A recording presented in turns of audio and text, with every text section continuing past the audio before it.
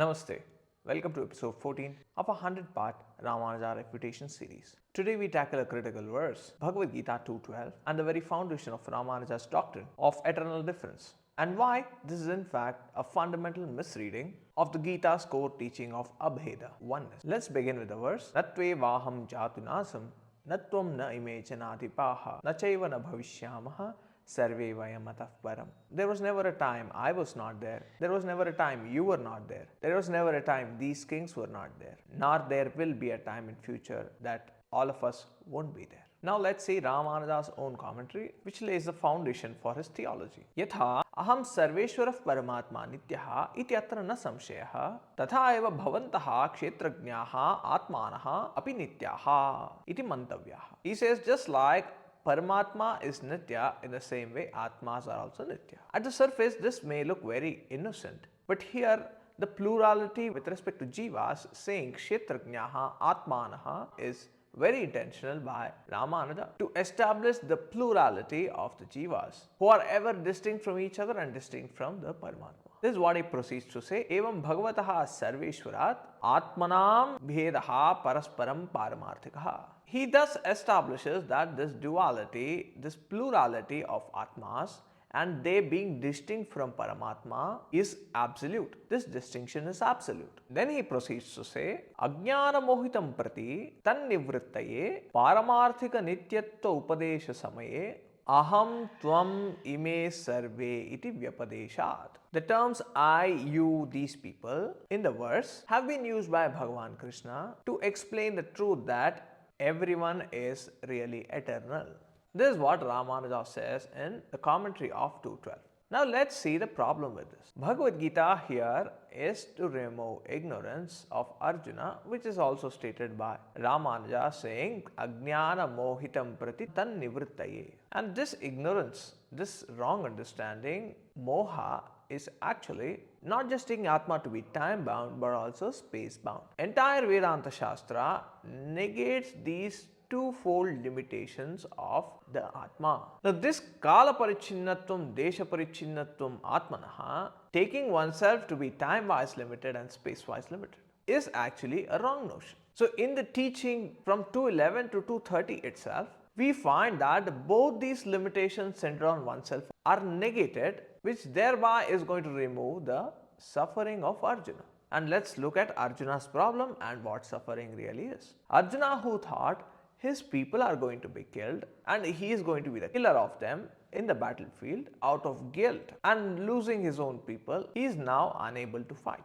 Now this suffering, if we look at the fundamental issue here, that is, he takes people to be really killed, swatmanasha, and oneself to be the doer, the karta of the action of killing. Both of which stem from the conclusion that Atma is time bound and Atma is space bound. So the suffering, how much is caused by the conclusion myself being time bound, the same effect the conclusion of oneself to be space bound also causes. By concluding oneself to be free from time but still space bound doesn't solve the problem of samsara. This is a key point to understand because here Ramanuja selectively negates the Kala Parichinnatvam Atmanaha, saying Atma is Nitya, but doesn't negate the Desha Parichinnatvam Atmanaha, which actually is done in Bhagavad Gita, where Bhagavan Krishna says, Avinashirutad vidhi yena sarvamidam tatam nitya sarvagatasthānuho achaloyam sanatanaha. So you see the words sarvamidam tatam, one who pervades everything, and then achalaha, non-moving, sarvagata, which is in the form of everything. Bhagavan Krishna negates both time-wise and space-wise limitation, which actually points out non-dual understanding of Atma. Now, this Desha Parichinnatvam Atmanaha is not recognized by Ramanuja and is rejected by Ramanuja because fixated and prejudiced approach that Jivas are many and tiny sparks of consciousness and ever distinct from Paramatma. Bhagavataha sarveshwarat atmanam parasparam bheda paramarthikaha. In fact, there is no scriptural basis for this statement of Ramanuja and in fact which is thoroughly negated by Bhagavan Krishna's own words in Bhagavad Gita. In 6th chapter 29th verse, Sarva Bhutasthamatmanam Sarva Bhutani Chatmani. This verse negates the plurality of Atma and then a Paramatma sitting somewhere in a spiritual realm. And in the continuation verse, Bhagavan Krishna again leaves no room for doubt when he says, Yo mam pashyati sarvatra sarvam cha mai pashyati. The entire Gita Shastra again and again declare Abheda, oneness, between Atma and Brahma. And to negate that just on the strength of conversational pronouns I, you, these people, aham, tvam, ime, janadipaha, at the very start of the teaching itself, and saying Bhagavan Krishna is committed to Bheda parasparam Bheda paramarthikaha, is simply childish to conclude. Every effective teaching requires a teacher, a student, and the subject matter. And here it is Bhagavan Krishna who is a teacher, Arjuna who is a student, and who is grieving about these people. Therefore, we have this usage in the beginning of the teaching that me, you, and these people, we all are going to survive death. To use this to prove absolute duality, Paramarthika Vedaha, is a logical fallacy made by Ramanuja.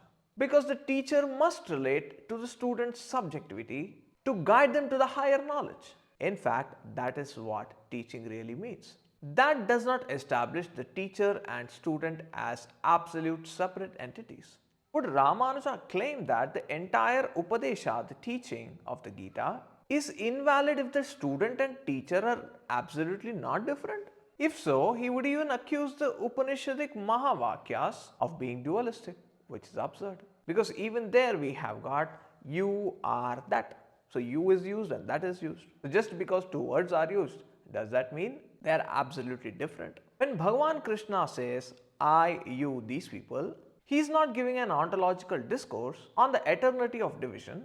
He is opening the dialogue, addressing Arjuna's lament and providing an entry point into the higher knowledge. As the Gita unfolds, the duality is gradually sublated as Bhagavan Krishna reveals the deeper reality of Sarvam Khalvidam Brahma when he says Brahmarpanam Brahmahavihi Vasudevas Sarvam. Everything is Brahman. By insisting the plurality found in pronouns is absolute, Ramanuja is trying to manipulate the Gita's core teaching to fit his Vishishtadvaita doctrine, precisely because he knows the text's natural flow is towards non-duality, Abheda.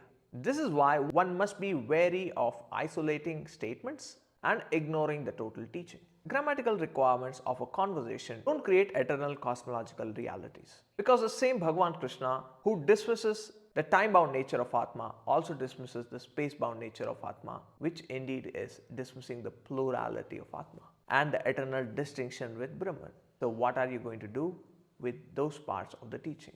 We know what has been done, and that is ignoring the direct meaning and twisting it to mean something else. This is what Ramanuja's Bhashya is about. Om Tat Sat.